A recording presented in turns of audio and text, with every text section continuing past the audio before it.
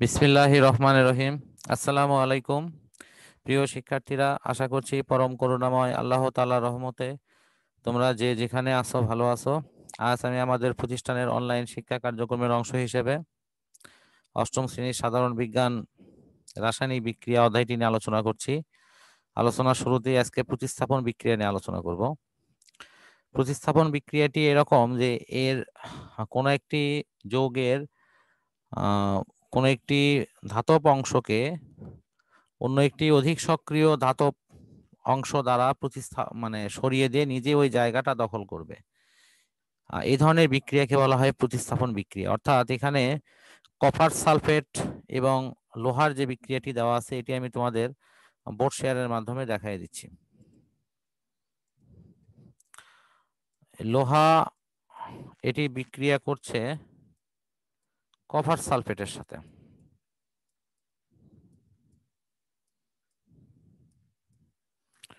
এই কপারের চাইতে লোহার অংশটি অধিক বেশি সক্রিয় এবং শক্তিশালী, ফলে লোহার অংশ কপারকে সরায় দিয়ে নিজে ওই জায়গা দখল করবে। অর্থাৎ তৈরি হবে কপার সালফেট, ফেরাস সালফেট, আর এখান থেকে কপারটি মুক্ত হয়ে প্রতিস্থাপিত হবে। অর্থাৎ ফেরাম কপারের জায়গায় বসলো, কপার এখান থেকে সরে গেল। এই ধরনের বিক্রিয়াকে বলা হয় প্রতিস্থাপন বিক্রিয়া। অর্থাৎ একটিকে সরিয়ে দিয়ে অন্যটি সেই জায়গা দখল করবে।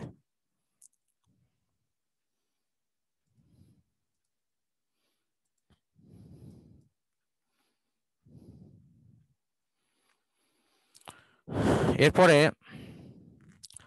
আমাদের বিক্রিয়া আছে হলো বিযোজন বিক্রিয়া। অর্থাৎ কোনো একটি অংশ থেকে ভেঙে একাধিক অংশ তৈরি করবে। যেমন এখানে ক্যালসিয়াম কার্বনেট, এটিকে তাপ দেওয়া হচ্ছে, এটি ভেঙে ক্যালসিয়াম অক্সাইড এবং কার্বন ডাইঅক্সাইড তৈরি করবে।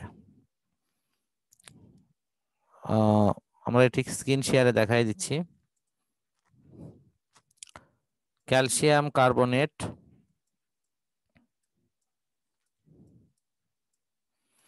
এটিকে তাপ দেওয়া হচ্ছে, এটি তাপের চিহ্ন, ভেঙে গিয়ে তৈরি করছে ক্যালসিয়াম অক্সাইড প্লাস হলো কার্বন ডাইঅক্সাইড।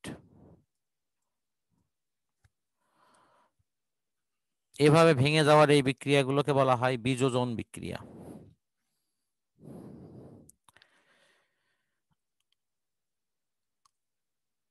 এরকম পরবর্তীতে আরো কিছু বিক্রিয়া দেওয়া আছে তোমাদের বইতে। সেটি হলো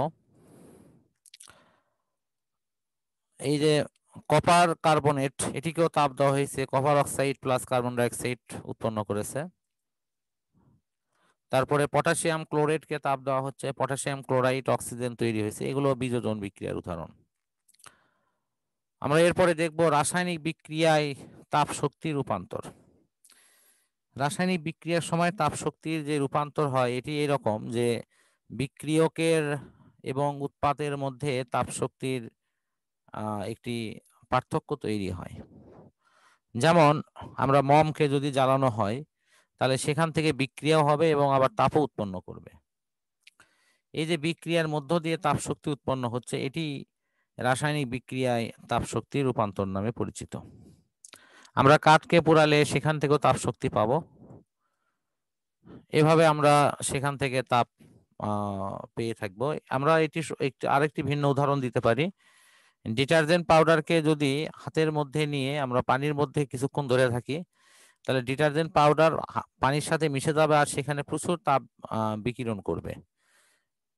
এটিতে রাসায়নিক বিক্রিয়া ঘটেই তাপ শক্তির কিন্তু পরিবর্তন হচ্ছে।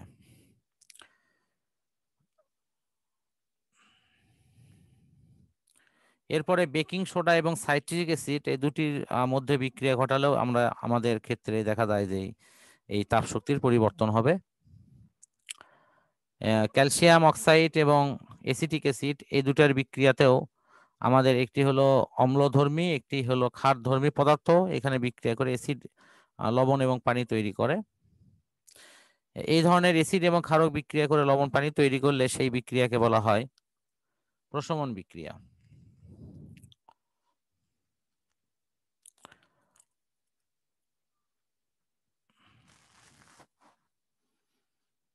এই উদাহরণটি আমি তোমাদের বোর্ড শেয়ারের মধ্য দিয়ে দেখাই দিচ্ছি।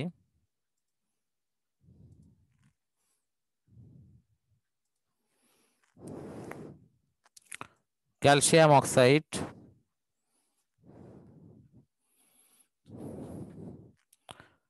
প্লাস এসিটিক অ্যাসিড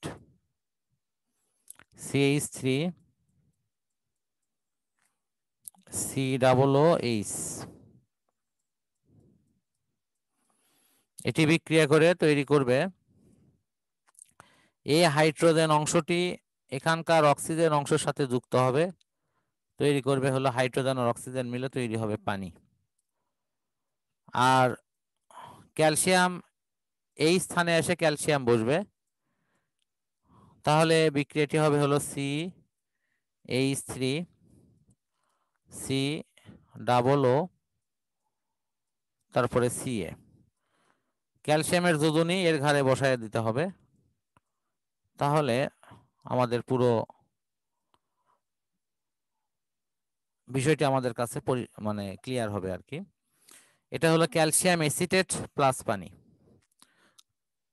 অর্থাৎ হাইড্রোজেন আর অক্সিজেন মিলে পানি তৈরি হবে, ক্যালসিয়াম গিয়ে এই হাইড্রোজেনের জায়গায় বসবে, ক্যালসিয়ামের যোজনী 2 সেজন্য যোজনী এখানে বিনিময় হয়েছে।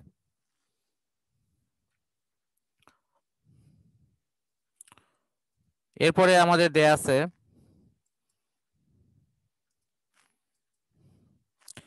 ক্যালসিয়াম অক্সাইড এবং পানি, এটি এই ধাতব অক্সাইড বিক্রিয়া করছে পানির সাথে, ধাতব হাইড্রোক্সাইড তৈরি করবে। তো এটি হলো স্লাক লাইম নামে বেশি পরিচিত ক্যালসিয়াম হাইড্রোক্সাইড। তো স্লাক লাইম ক্যালসিয়াম হাইড্রোক্সাইড পানিতে অল্প পরিমাণে দ্রবীভূত হয়, আর ক্যালসিয়াম হাইড্রোক্সাইডের সম্পৃক্ত দ্রবণকে আমরা চুনের পানি বা লাইম ওয়াটার বলে থাকি। আমরা এরপরে